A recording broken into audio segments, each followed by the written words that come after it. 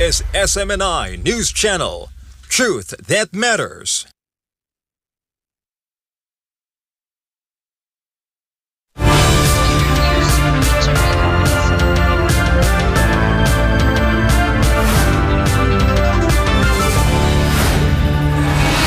In the headlines, following the violent attack on the religious compounds of the Kingdom of Jesus Christ, many children had to undergo debriefing sessions after seeing the shocking scene that happened on June 10 to recall authorities clad in combat gear forcibly entered their homes, leaving many youths severely traumatized.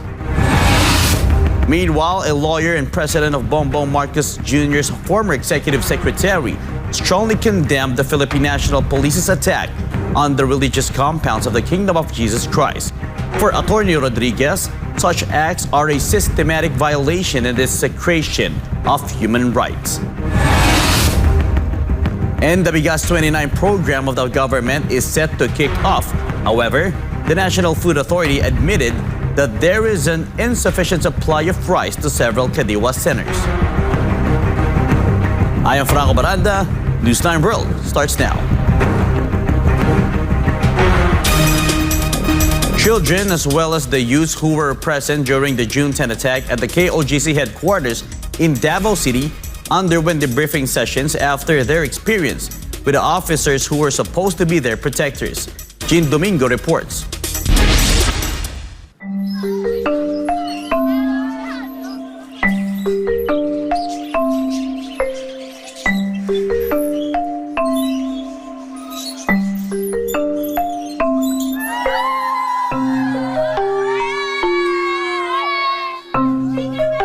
The Children's Joy Foundation Incorporated, in partnership with the Jose Maria College Foundation Incorporated, initiated a psychological intervention for children and the youth who were there at the June 10 attack at the KOJC's religious compound in Davao City to address possible problems that may arise due to the stress brought about by the incident.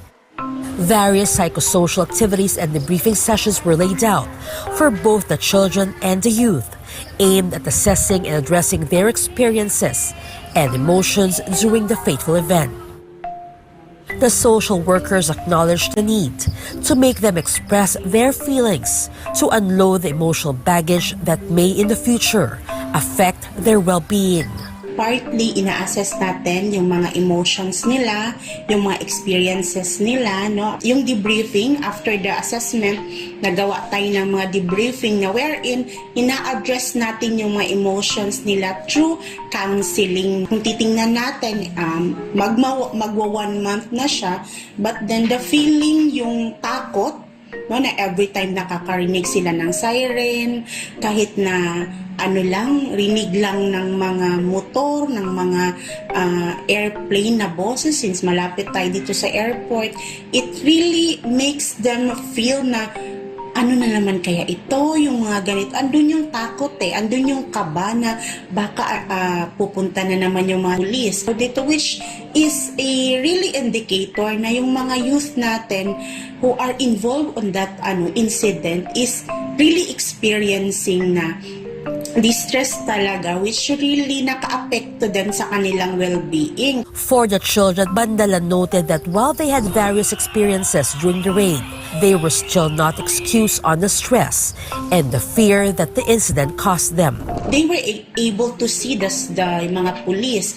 Still, hindi pa rin sila excuse doon sa stress na experience, kasi as we were able to ask them, how do you feel during the nakita niyo yung mga sundalo, mga pulis, natakot po kami, sabi nilang ganon. But it's good that the kids were able to identify the emotions that they have. Kailangan i-address yung mga emotions na yun. Though sabihin natin, it's normal lang yung emosyon na takot. Pero ang lang doon, ang nakaka-alarm lang is until now, andun pa rin yung takot, no? Na which is hindi dapat na the kids should feel the peace, no? If left unaddressed, these experiences and emotions might lead to post-traumatic disorder and other long-term effects. Regarding with this war, kumbaga, they were not they were not expecting kasi na ganun talaga yung mangyari in the long run. So, syempre, yung concern natin is yung mga bata. So, they will develop a acute stress disorder. So, pag hindi siya maagapan, ma'am, so, possibility na maging it will cause to post-traumatic stress disorder. So, yung mga yung sa nangyari sa KOJC, yung mga police na malaki talaga yung impact talaga, ma'am, na syempre mga bata nandoon, hindi lang mga bata, hindi yung mga matanda. Prior to this, the social workers also visited the children at the KOJC religious compounds at the Prayer Mountain and the Glory Mountain in Tamayon, Davao City for psychological debriefing sessions. A series of debriefings are planned for the children, the youth as well as the adults residing at the various KOJC religious compounds that were attacked on June 10. These activities aim to help them overcome the fear, anxiety, and distress caused by the said attack, with the goal of healing them and bring positivity back into their young minds. For God and our beloved country, the Philippines, I am Jean Domingo, your citizen correspondent in Davao Region.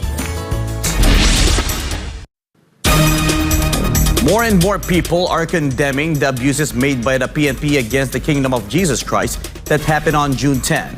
Among them was Atty. Vic Rodriguez, who pointed out what he calls an immoral attack of the police on KOJC's religious compounds. Here's the report. Ating mga kakaibigan at kasama dyan sa PNP, huwag naman ninyong gamitin ang inyong kapangyarihan upang tapakan ang karapatang pantao ng mga taong pinanumpaan ninyong paglingkuran at bantayan.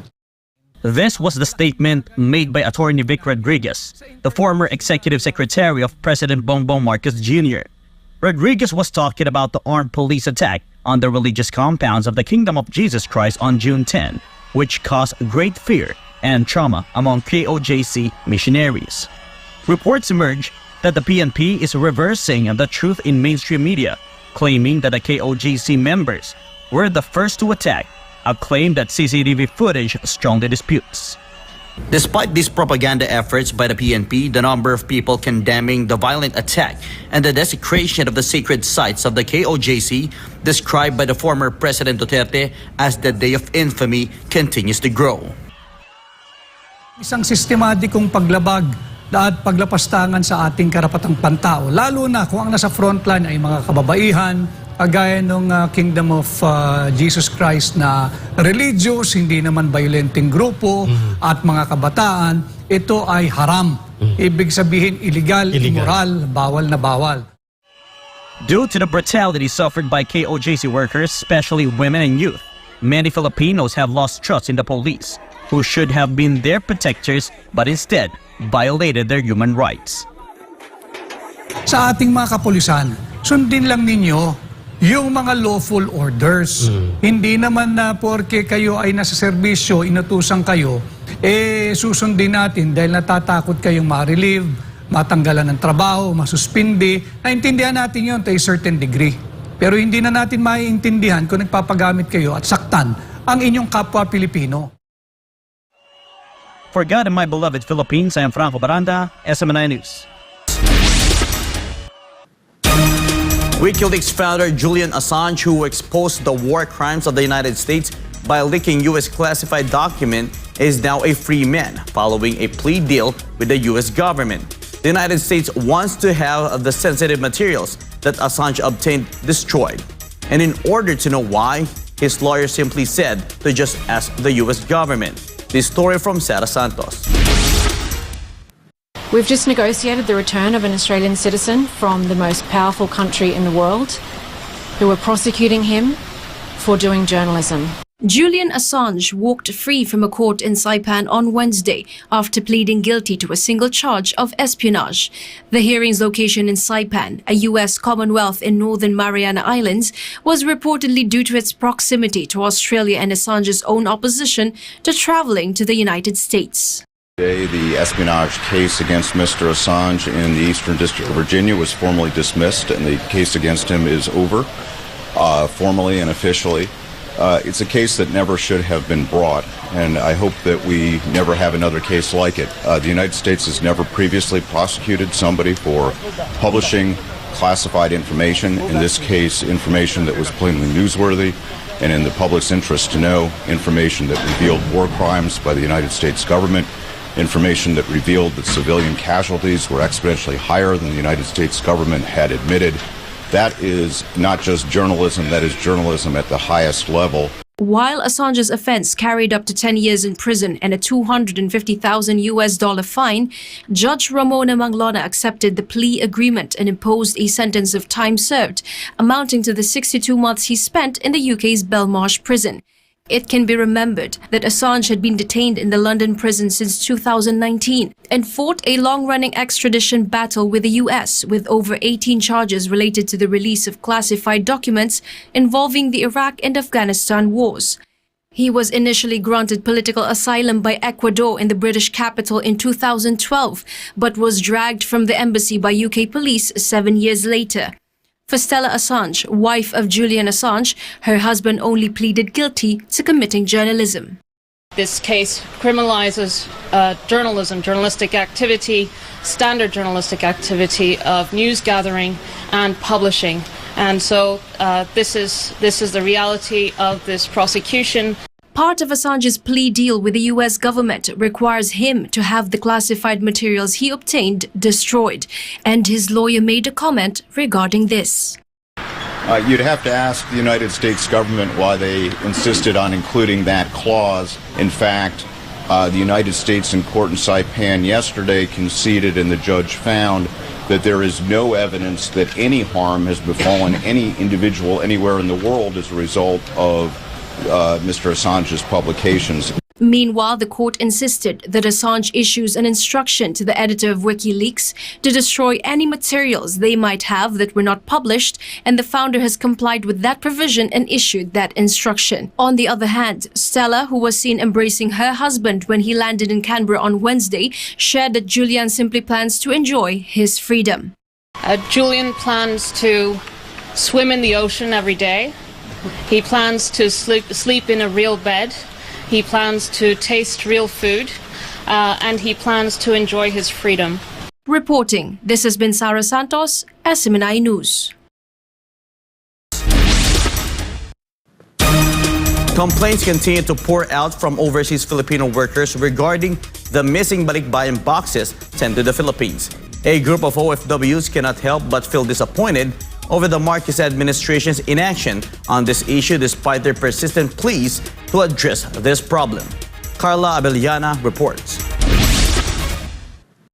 These overseas Filipino workers have been going back and forth tirelessly to the Senate, hoping that their plea for an investigation into the thousands of victims of missing balikbayan boxes will be heard. Sana po, pero nakakadismaya lang.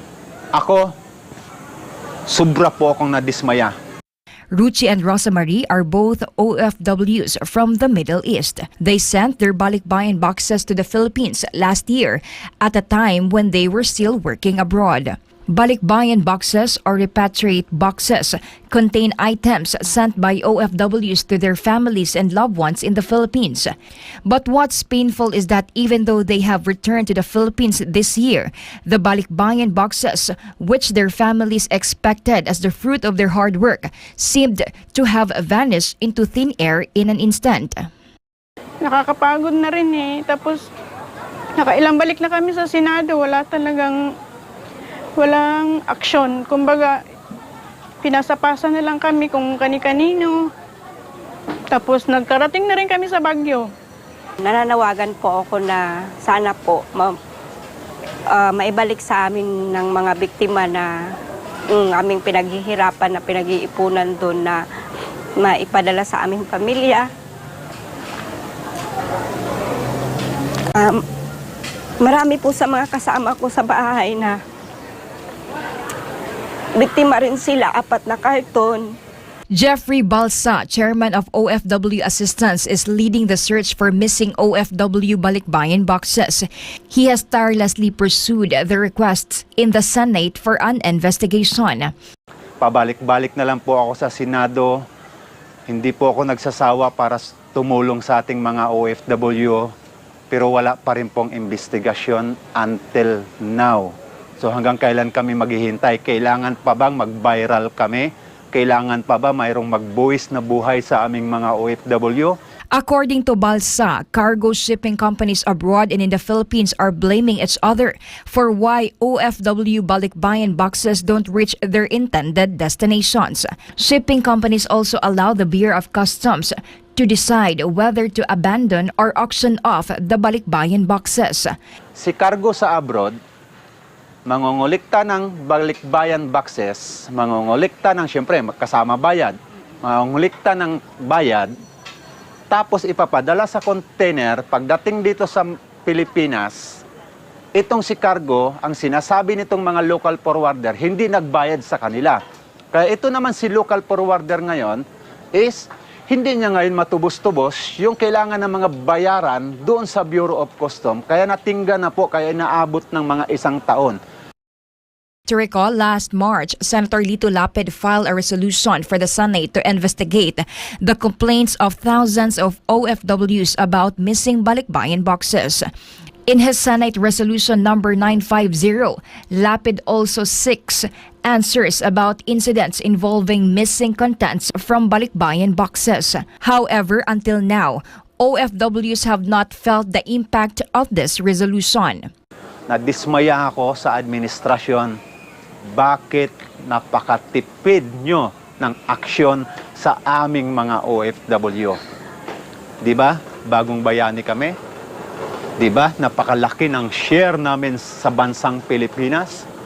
On June 13, the Office of Senator Jinggoy Estrada released a letter stating that Senator Lapid's issued resolution had been referred to the Committee on Ways and Means, where Senator Win Gatchalian chairs. OFWs remain hopeful and continue to appeal for a resolution to their long-standing issue. Nawagan po kami kay President Bongbong Marcos na sana po kami naman po yung tulungan ninyo. Kasi gaya po namin na matagal nang naging OFW, nakakapagod na rin po mag-ibang bansa, sa totoo lang. Malayo sa pamilya. Kay President Bongbong Marcos, sana po matulungan po kaming lahat ng mga OFW sa aming mga hinaing.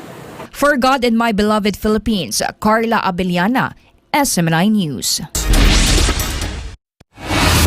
Up next, in the United States, the long-awaited face-off between former President Donald Trump and President Joe Biden commenced on CNN's presidential debate. The whole world watched the two rival brawl it out to earn the hearts of American voters for the November 5 election. More news after the break.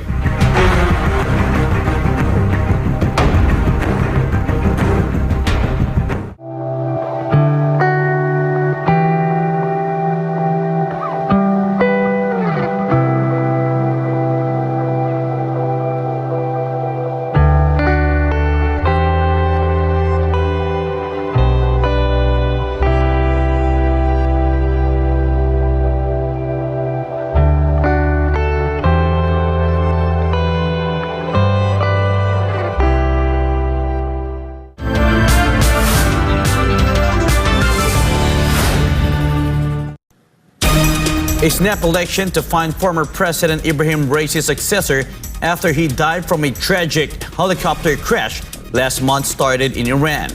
Two hardline candidates loyal to the supreme leader withdrew from the race 1 day ahead of voting, which narrowed the number of contenders to 4. Melchizedek Cadiz has the story. June 28 marked a significant turn in Iran's domestic and foreign policy as billions of Iranians returned to the polls to elect their new president. Of the 6 candidates approved by the Guardian Council, 2 candidates quit the presidential race a day before the election. Government official Amir Hossein Ghazizadeh Hashemi announced his withdrawal on Thursday, citing efforts to strengthen the forces of the revolution. Tehran Mayor Alizera Zakani also dropped out of the race on the same day. Of the 4 candidates left, lawmaker and former Parliament Deputy Speaker Masoud Pezeshkian, who advocates dialogue with Western powers, was the only pro-reform politician on the list. Voting was rescheduled to start at 8 a.m. and close at 6 p.m. local time. The elections took place 1 year earlier following the sudden demise of former President Ibrahim Raisi, who died from a helicopter crash on the 19th of May. Before his death, 63-year-old Raisi was widely considered as the potential successor of 85-year-old Supreme Leader Ayatollah Ali Khamenei, who currently holds the most powerful political position in the country. The critical election, watched by Iran's allies and foes worldwide, took place amid concerns it could end up just like the parliamentary elections in March that saw the lowest number of voters not seen since the foundation of Iran in 1979. Reporting from Kuwait, I am Melchizedek Cadiz, your global citizen correspondent for God and for our beloved country, the Philippines. Thailand signed an agreement with Taiwan to protect bilateral trade and investment under the self-ruled island's new administration. Chatmongkong Pisamay Goson reports. Thailand became the 5th country to have signed an investment agreement with Taiwan in 2016. Thailand and Taiwan signed the Investment Promotion and Protection Agreement following more than 2 years of talks. Taiwan's new southbound policy seeks to enhance cooperation and exchange between the self-ruled island and 18 countries in Southeast Asia, South Asia, and Australia, including Thailand. Previous signatories of the investment agreement with Taiwan included the Philippines, India, Vietnam, and Canada. Taiwan and Thailand previously signed an investment agreement in 1996 but was no longer up to date with today's trading environment and international investment practices. The new deal was designed to form a joint committee, improve dispute resolution practices, and provide more transparent investment information between both sides. The new Thai representative to Taiwan said the Southeast Asian country was open to more Taiwanese investments. Taiwan is known worldwide for its leadership in the semiconductor industry, while Thailand hails itself as an electronics manufacturing powerhouse in Southeast Asia. Reporting from Thailand, I'm Chatmongkong Pisamay Goson, your global citizens correspondent for SM9 News Channel. Defense and Foreign Minister from Japan and the Philippines will meet in Manila next month for talks. Let's hear more from Ria Saito. A 2+2 foreign and defense ministerial meeting between the Philippines and Japan is set to take place on the 8th of July. Japanese Foreign Minister Yoko Kamikawa and Defense Minister Minoru Kihara will sit down for talks with their Philippine counterparts, Enrique Manalo and Gilberto Chodoro Jr., more than a week from now in Manila. Bilateral as well as defense and security issues in the region, in the face of recent tensions with China, are expected to dominate the talks.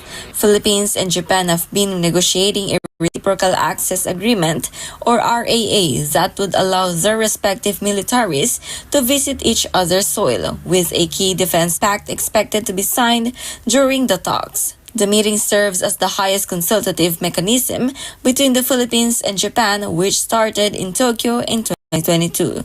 Reporting from Tokyo, Japan, this has been Ria Saito, your global citizen correspondent for God and our beloved country, the Philippines.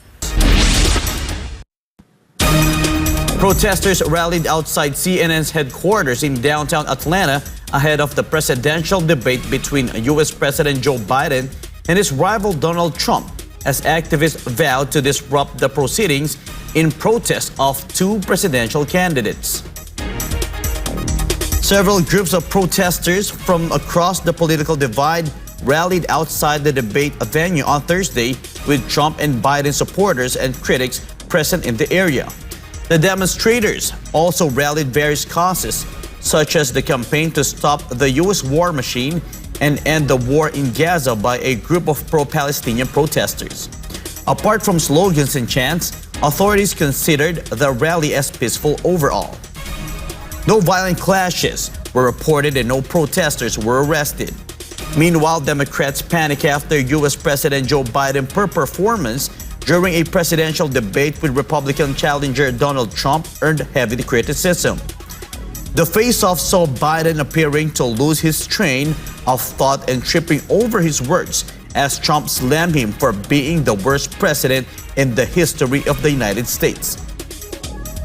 The debate was supposed to be an opportunity for Biden to help ease concerns about his physical health and old age, but it seemed the opposite happened. Tens of millions of American voters witnessed the 90-minute face-off between the two rivals as they clash on various local and international issues.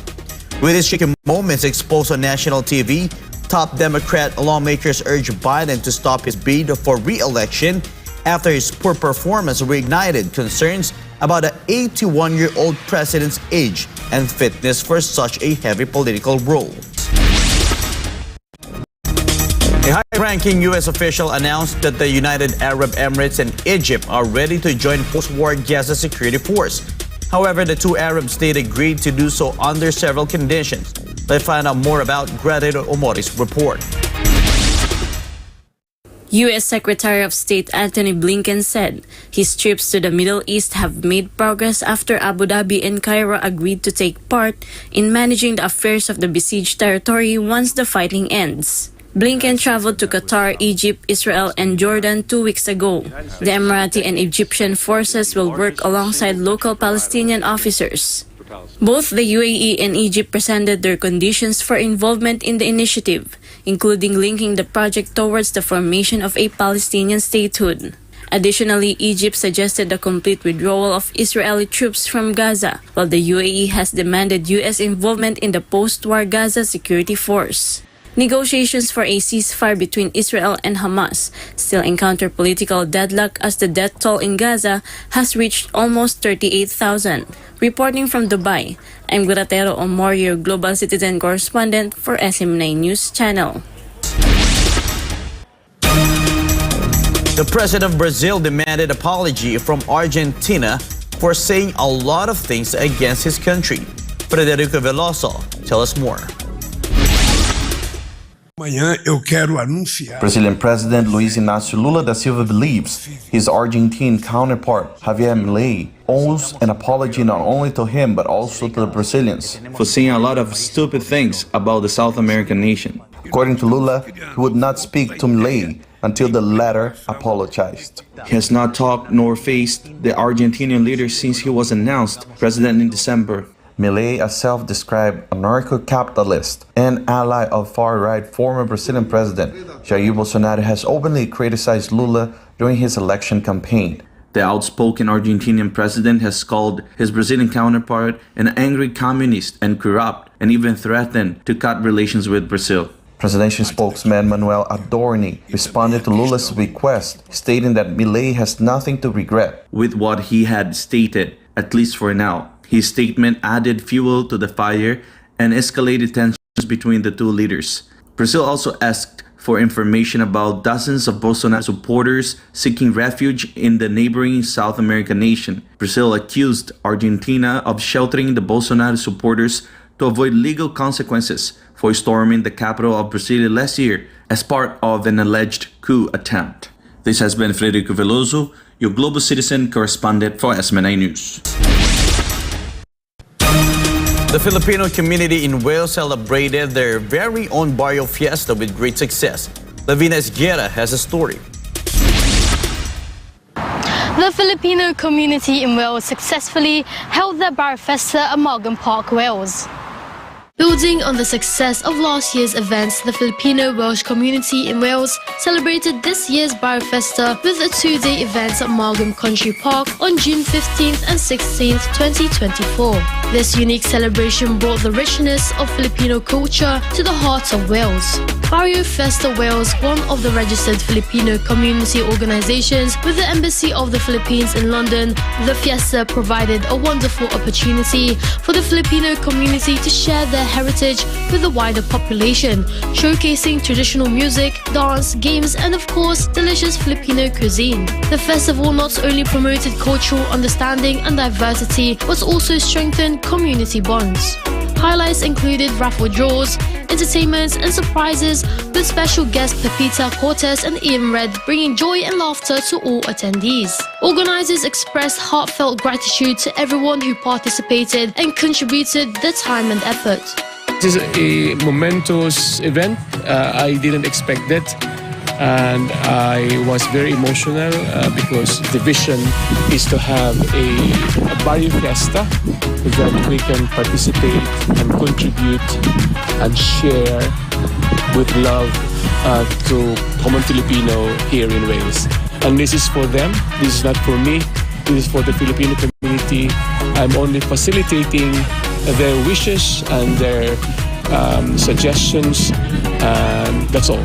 So we encourage people from within this southwest, northwest, this kind of side of area. Please come and help us next year to make Barrio Fiesta more successful. Because we don't just do it for ourselves, we do it for everybody else. At the end of the day, we pass it on to the next generation, and they're the one who's going to pass it on to their next generation. And we'd like to also thank you for our celebrity that came over from London, from Philippines. It was Pepita Cortez and Ian Red. They've done so well yesterday. They still continue the show for us. That's the heart of Filipino. Make us laugh so much. Finally, a special thank you was extended to the community members and Welsh neighbours whose participation made the event memorable. The organisers promised an even bigger, better and more spectacular Barrio Festa in 2025. Reporting from the United Kingdom, I'm Leviana Esquerra, your global citizen correspondent for God and our beloved country, the Philippines.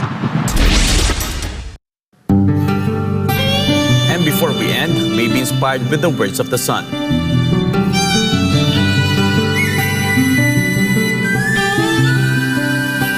As long as you are sincere in seeking for salvation, the Father will not lead you astray.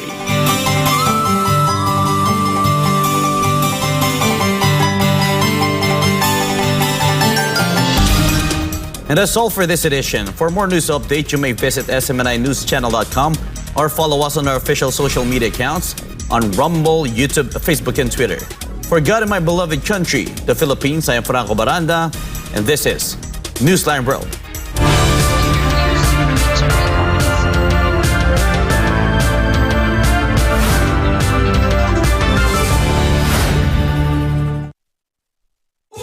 Subscribe to SMNI News Channel and turn on the notification bell to keep you up to date. Also visit our official social media accounts and join our community on Viber and Telegram.